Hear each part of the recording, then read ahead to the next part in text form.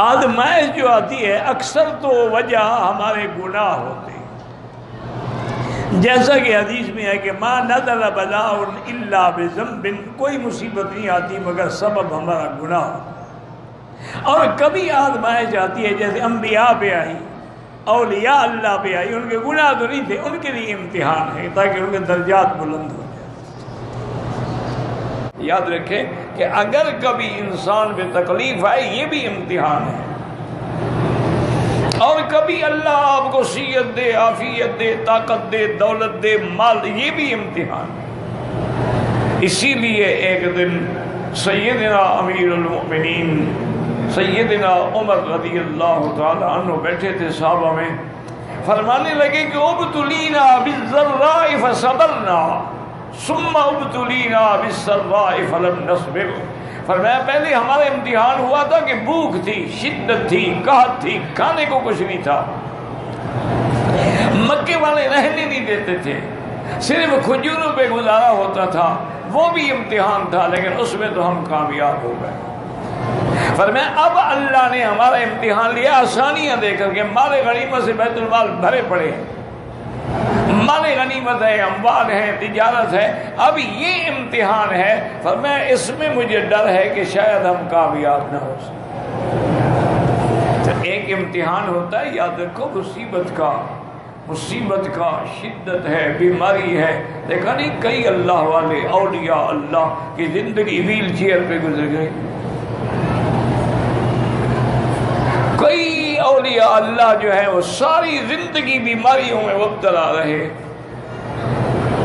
بڑے بڑے اولیاء اللہ، چھوٹے نہیں، بڑے اولیاء اللہ، اور اتنی ان کی عبادت تھی۔ ہم نے جو دیکھا ہے نا جی، بڑے تو خیر بہت بڑے ہوں گے نا، حضرت قاری فتح محمد صاحب تھے رحمت اللہ علیہ، نابینا تھے، استاد القرآن تھے۔ اب آپ کے ملک میں جتنے قاری ہیں یا ان کے شاگرد ہیں یا شاگردوں کے شاگرد ہیں، اتنے بڑے آدمی تھے۔ اچھا، اور قرآن کے ساتھ اللہ نے ایسا ان کو عشق دیا تھا کہ ہر وقت زبان پہ قرآن جاری تھا، اور آپ نماز بھی پڑھتے رہتے، چار شاگرد قرآن سنا رہے ہوتے، ایک ادھر بیٹھے ادھر بیٹھے ادھر بیٹھے، سب منظر سنا، وہ خود نماز پڑھ رہے ہیں، ان کی بھی سن رہے ہیں، جہاں کوئی غلطی کرتا پھر وہ سنبھل جاتا۔ میرے ساتھ مدینہ منورہ سے سفر کیا، میں گاڑی چلا رہا تھا تو حضرت میرے ساتھ کی سیٹ پہ بیٹھے تھے، تو قرآن پڑھتے پڑھتے پڑھتے پڑھتے کبھی میرے کندھے پہ سر رکھ کے سو جاتے، اور خاص نیند، خراٹے والی نیند آ رہی ہوتی۔ تھوڑی دیر کے بعد جب نیند کھلتی نا، جہاں قرآن کی آیت چھوڑی تھی وہیں سے پڑھنا شروع کر۔ عجیب لوگ تھے، مجھے تو سمجھ نہیں آتا، کتنے بڑے لوگ، اللہ ان کی قبروں پہ کروڑہا رحمتیں نازل فرمائے۔ اللہ اکبر۔ اچھا، پھر یہ ہے کہ معذور ہیں، ویل چیئر پہ، ہمیشہ نماز صف اول میں، مجال ہے کبھی صف اول چھوٹی ہو؟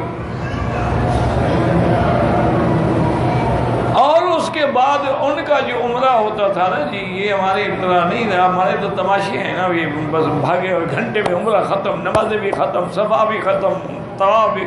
وہ عمرہ کرنے ایک ایک عمرے میں 5-5 6-6 گھنٹے لگتے تھے۔ صفا پہ کھڑے ہیں، وہ دعا مانگ رہے تو کھڑے ہیں، گھنٹہ لگ گیا دعا مانگ رہے ہیں۔ میں جب وہ طواف کر رہے ہوتے تھے نا، تو میں حرم شریف میں کبھی کبھی پڑھا کے میں بھی چلا جاتا طواف میں، تو میں ساتھ جاتا، میرے کندھے پر بھی ہاتھ رکھ رہے تھے، میں بڑی مشکل سے ایک چکر ان کے ساتھ بھگتتا تھا، پھر آہستہ آہستہ کندھا نکال کے بھاگ جاتا، بس آہستہ آہستہ چل رہے۔ ایسے لوگ کہاں سے لے آئیں گے؟ اولئک آبائی فجئنی بمثلہم، یہ ہمارے باپ دادا تھے۔ ایک دن میں درس دے رہا تھا، نیچے درس ہوتا تھا جہاں کنکریاں بچھتی ہیں باب العمرہ کے سامنے والے پلاٹ میں، میں نے دیکھا کہ حضرت وہاں کھڑے ہیں، لوگوں کے بھی جیسے آپ بیٹھے آپ کے بالکل پیچھے کھڑے ہیں اور 2 رکعت نماز بھی پڑھ رہے ہیں۔ میرے دل میں ایک شیطانی وسوسہ آیا، میں نے کہا دیکھو آج حضرت احسان لگانے کے لیے آئے ہوئے ہیں کہ میں پھر کہوں گا مکی صاحب کو تمہارا درس میں نے بھی سنا تھا۔ تو یہ اپنی نماز پڑھ رہے ہیں، کھڑے اتنی دور ہیں، میرا درس کیا سن رہے ہیں بھائی؟ یہ خیال ہے، انسان ہے نا۔ دوسرے دن صبح کو جب میں طواف کے لیے گیا تو حضرت میرے کندھے پہ ہاتھ رکھا اور فرمایا کہ حضرت کل آپ جو حدیث مبارک پڑھ رہے تھے ایک دفعہ پھر پڑھے نا۔ میں نے پڑھی، انہوں نے کہا حضرت آپ نے ترجمہ تو غلط کیا ہے، اس کا ترجمہ تو یوں نہیں ہے، حضرت گنگوہی رحمۃ اللہ نے یوں لکھا۔ مجھے سمجھ آئی کہ میرا اصلاح کی ہے کہ تم سمجھتے ہو کہ میں نے نہیں سنا، میں نے سنا، تیری غلطی بھی پکڑی۔ میں نے دوسرے دن درس میں کہا شاگردوں سے کہ بھی کل جس حدیث کا ترجمہ میں نے کیا تھا وہ غلط تھا، صحیح ترجمہ یہ بات کسی نے جا کے حضرت قاری صاحب کو کہی۔ اچھا، وہ درس میں اعلان کیا، کہا